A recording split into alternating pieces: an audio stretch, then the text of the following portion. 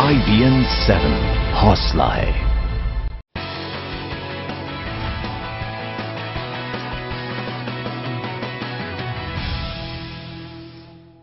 पंकज भार्गव। देश दिन भर में हम आपको दिखाएंगे देश के कोने कोने की खबर, और ये खबरें आप तक पहुंचा रही है नेटवर्क 18 के 2000 संवाददाताओं की टीम। 2000 रिपोर्टर हर दिन आपके इलाके की हर बड़ी खबर आप तक पहुंचाएंगे सबसे सटीक और सबसे पहले। दिल्ली एनसीआर की खबरों के लिए सबसे पहले चलते हैं पुनीत त्रिपाठी के पास। दिल्ली से सटे फरीदाबाद में 8वीं क्लास के एक छात्र ने स्कूल के ही बाथरूम में खुद को आग लगा दी। बच्चे के जलने की खबर मिलते ही स्कूल में हंगामा मच गया। आनन फानन में बच्चे को अस्पताल में भर्ती कराया गया, जहां से उसकी गंभीर हालत को देखते हुए दिल्ली के सफदरजंग अस्पताल में भर्ती कराया गया है। फरीदाबाद के सेक्टर 28 के होली चाइल्ड पब्लिक स्कूल में 8वीं क्लास के छात्र ने बाथरूम में खुद पर पेट्रोल छिड़ककर आग लगा ली। स्कूल के मुताबिक उन्हें सुबह प्रेयर के बाद पता चला कि बाथरूम में आग लग गई है और एक बच्चा फंस गया है। इसके बाद स्कूल प्रशासन ने आग पर काबू पाकर बच्चे के परिवार को इसकी सूचना दी।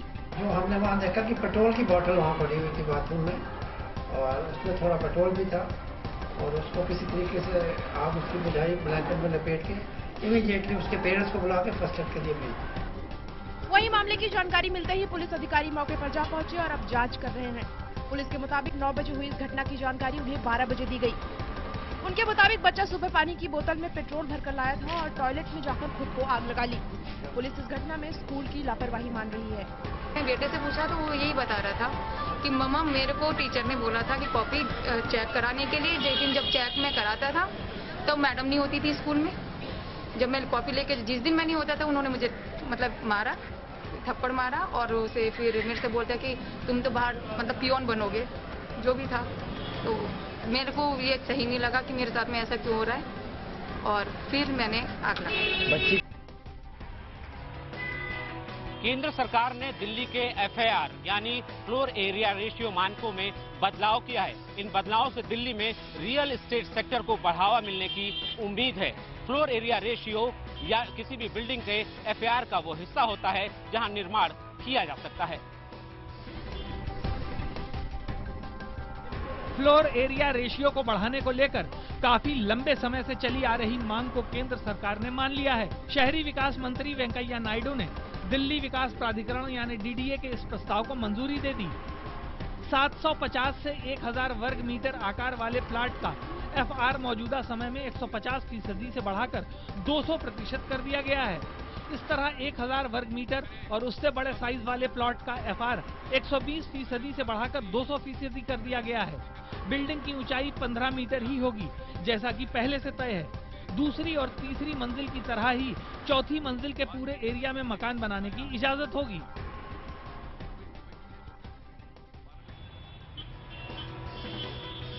उत्तर प्रदेश की खबरों के लिए चलते हैं लखनऊ अपने सहयोगी मनोज राजन त्रिपाठी के पास। शुक्रिया पुनीत।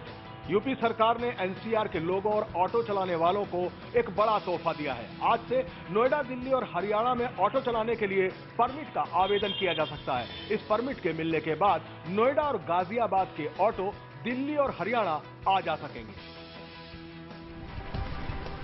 गाजियाबाद के RTO कार्यालय में दिल्ली NCR में ऑटो की बेरोक-टोक आवाजाही के लिए आवेदन शुरू हो गए हैं। हालांकि इस परमिट को देने के लिए परिवहन विभाग ने 16 शर्तें रखी हैं, जिन्हें पूरी करने के बाद ही ये खास परमिट दिया जाएगा। दरअसल अभी तक नोएडा और गाजियाबाद के ऑटो दिल्ली में प्रवेश नहीं कर सकते थे, क्योंकि ऑटो का परमिट सिर्फ नोएडा में ही काम करता था। लेकिन अब नई प्रक्रिया में पूरे NCR में ऑटो आ जा सकेंगे। इससे बड़ी राहत उन यात्रियों को मिलेगी जिन्हें NCR में आने जाने के लिए बार बार ऑटो बदलने पड़ते थे। के होने से सवारी को फायदा है, हम लोगों को भी फायदा है, क्योंकि आज आने जाने में कोई दिक्कत नहीं होगी। इस समय जब सवारी दिल्ली की जो सवारी हमें मिलती है उसमें हम दोनों को ही दिक्कत होती है, क्योंकि जल्दी से हमें दिल्ली का ऑटो मतलब मिल नहीं पाता है।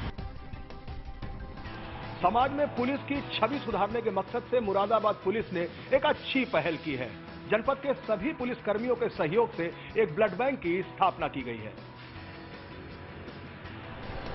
मुरादाबाद में सभी पुलिस अधिकारी और सिपाही ब्लड बैंक के सदस्य बनाए गए हैं। इस ब्लड बैंक का फायदा आम नागरिकों को मिलेगा। किसी भी आपात स्थिति में आम नागरिक तुरंत ब्लड के लिए पुलिस कर्मियों से संपर्क कर सकते हैं। सड़क हादसों में ज्यादा खून बह जाने से हो रही मौतों को रोकने में इस ब्लड बैंक से मदद मिलने की उम्मीद है। तुरंत हादसे के बाद सबसे पहले पुलिसकर्मी ही मौके पर पहुंचकर घायलों को अस्पताल पहुंचाते हैं। ऐसे में तुरंत ब्लड की जरूरत पड़ने पर सिपाही भी ब्लड देकर घायल की जान बचा सकते हैं। कई बार बड़ी दुर्घटना जब हो जाती है और ऐसे अवसर पर अचानक हमें ब्लड की जरूरत पड़ती है और कई बार ऐसा होता है कि किसी पर्टिकुलर ब्लड ग्रुप का व्यक्ति हमें डोनर जो है वो नहीं मिल पाता। पीड़ित हैं जिनको ब्लड की तुरंत आवश्यकता है, तो एक सूची बनाने की आवश्यकता महसूस हुई। इस पर कप्तान साहब ने निर्देश दिया था, उस सूची को तैयार कर लिया गया है। राष्ट्रीय खेलों में प्रदेश का नाम रोशन करने वाले 2 ताइक्वांडो खिलाड़ी बदहाली में जीने को मजबूर हैं। अलीगढ़ में रहने वाले ये दोनों पति पत्नी प्राइवेट स्कूलों में ट्रेनिंग देकर और जनरल स्टोर खोलकर अपना कुनबा पाल रहे हैं। राजीव चौहान और शालिनी चौहान दोनों ताइक्वांडो के माहिर खिलाड़ी हैं। इन दोनों ने कड़ी मेहनत के बाद कोरिया से इंटरनेशनल ब्लैक बेल्ट हासिल की थी। जिले स्तर से लेकर राष्ट्रीय और अंतर्राष्ट्रीय स्तर पर ख्याति प्राप्त की, तमाम सर्टिफिकेट और मेडल जीते। लेकिन आज ये सब इनके लिए बेमानी है। इन्हें गुजर बसर करने के लिए आज भी कड़ा संघर्ष करना पड़ रहा है। ये दोनों शहर के 2 स्कूलों में कोचिंग दे रहे हैं। 2 बच्चों का पालन पोषण करने के लिए एक जनरल स्टोर की दुकान भी करनी पड़ी। स्पोर्ट्स कोटे से नौकरी पाने की कोशिश की, जो बेकार गई।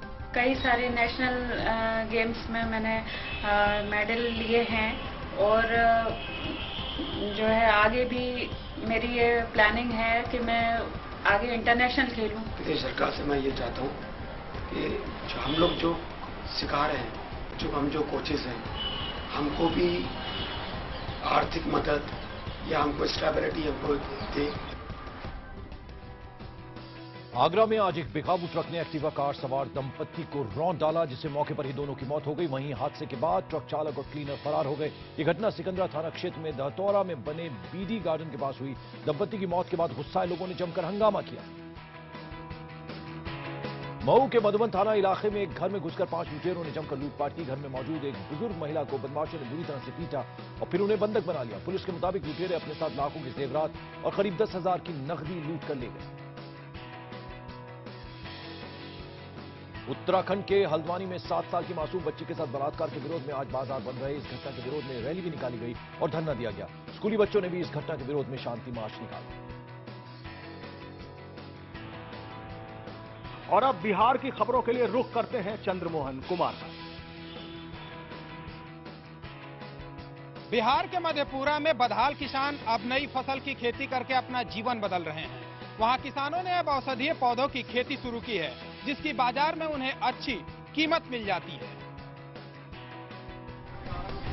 मधेपुरा में बदलाव की बयार लाने वाले हैं किसान शंभू शरण।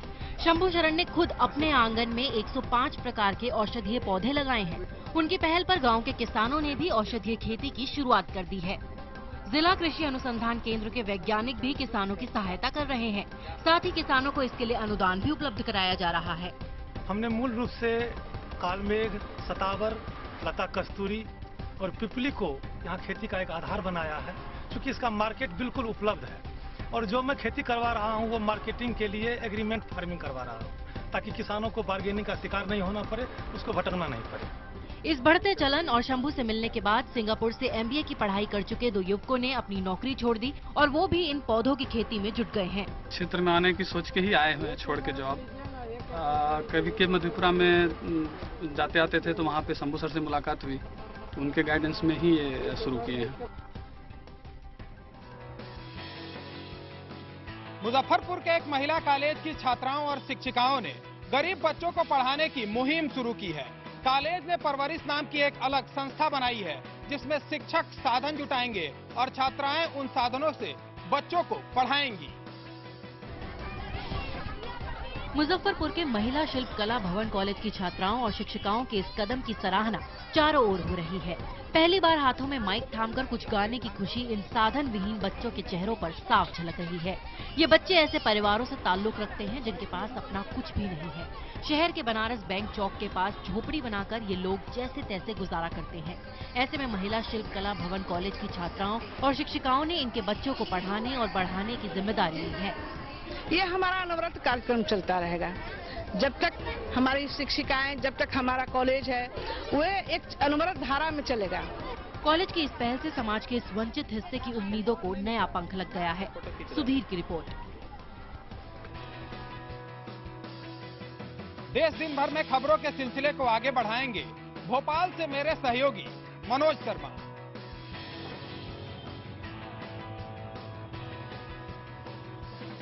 मंडला के महाराजपुर में सरकारी जमीन पर बने खेल मैदान पर भूमाफिया की नजर है।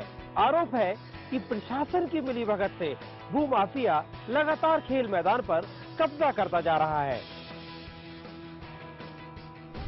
खेल मैदान पर भूमाफियाओं के कब्जे को लेकर जब प्रशासन ने आंखें मूंद ली तो स्थानीय लोगों ने जबलपुर हाईकोर्ट में जनहित याचिका के जरिए गुहार लगाई।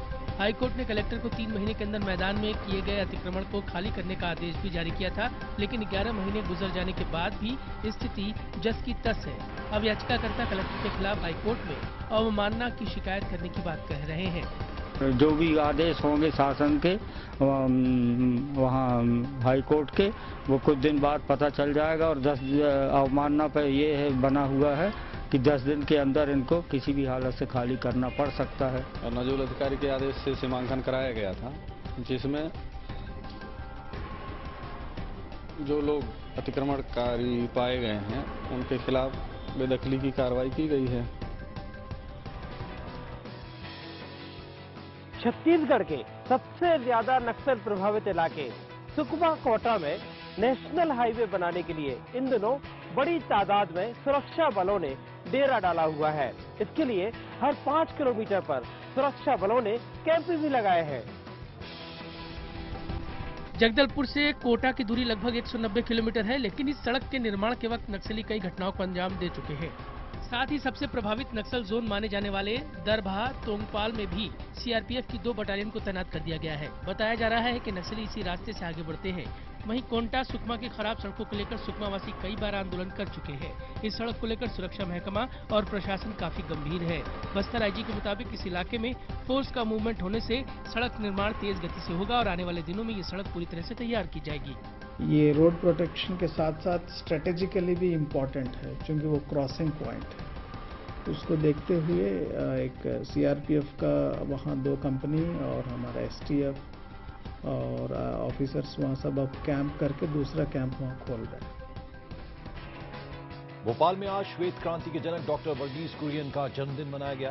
राजधानी स्थित सांची दुग्ध संघ में सभी अधिकारियों कर्मचारियों ने मिल्कमैन डॉक्टर वर्गीस कुरियन का जन्मदिन मनाकर उनके आदर्शों पर चलने की प्रेरणा ली।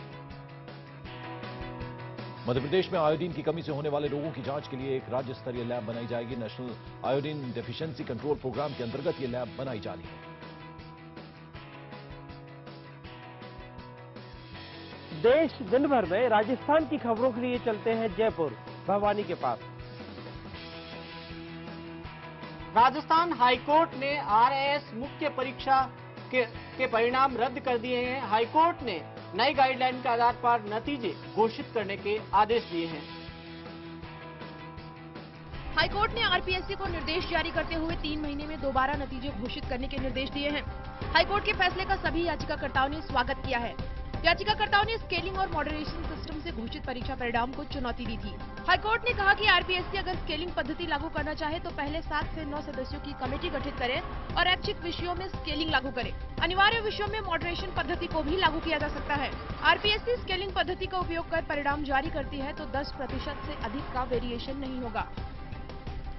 जोधपुर में पुलिस ने बड़ी कार्रवाई करते हुए अवैध शराब से भरा एक ट्रक जब्त किया है। ये ट्रक हरियाणा से गुजरात ले जाया जा रहा था। पुलिस ने ड्राइवर को गिरफ्तार कर पूछताछ शुरू कर दी है। जोधपुर जिले में खेड़ापा पुलिस ने करीब 85 लाख रुपए की अवैध शराब बरामद कर आरोपी चालक को गिरफ्तार कर लिया है। जिला पुलिस ने शराब की तस्करी पर काफी दिनों से नकेल कस रखी है।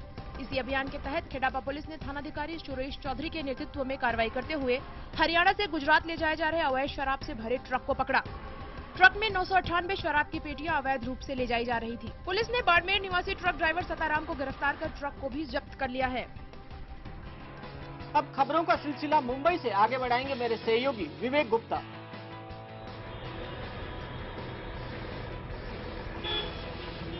मुंबई में हुए अब तक के सबसे बड़े आतंकी हमले 26/11 की आज छठी बरसी है।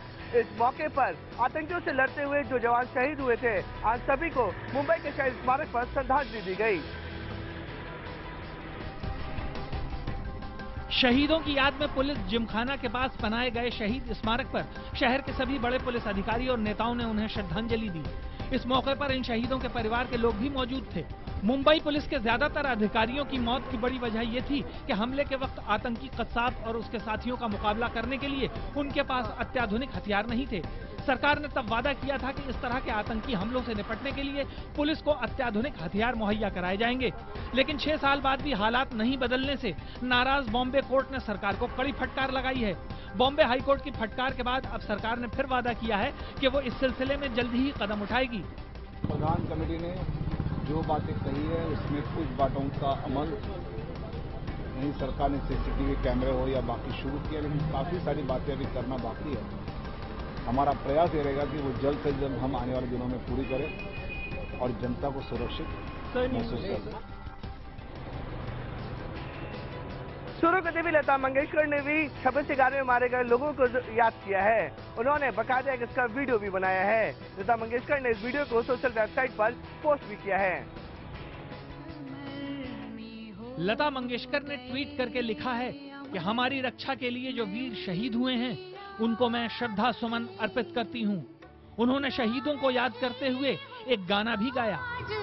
श्रद्धा गीत धन्यवाद में जो समर में हो गए अमर, मैं उनकी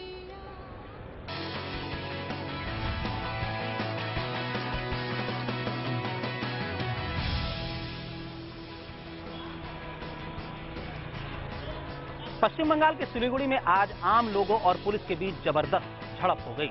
नाराज लोगों ने प्रशासन की कई गाड़ियों को आग के हवाले कर दिया। ये तस्वीरें हैं पश्चिम बंगाल के शहर सिलीगुड़ी के रामघाट की। लोग यहां पर सरकारी इलेक्ट्रिक शमशान घाट बनाने का विरोध कर रहे थे। इसे लेकर लोगों का अनशन चल रहा था। आज जब पुलिस ने अनशन कर रहे लोगों को उठाने की कोशिश की तो हंगामा शुरू हो गया। हालात यहां तक पहुंच गए कि लोगों ने आसपास खड़ी प्रशासन की गाड़ियों में आग लगा दी।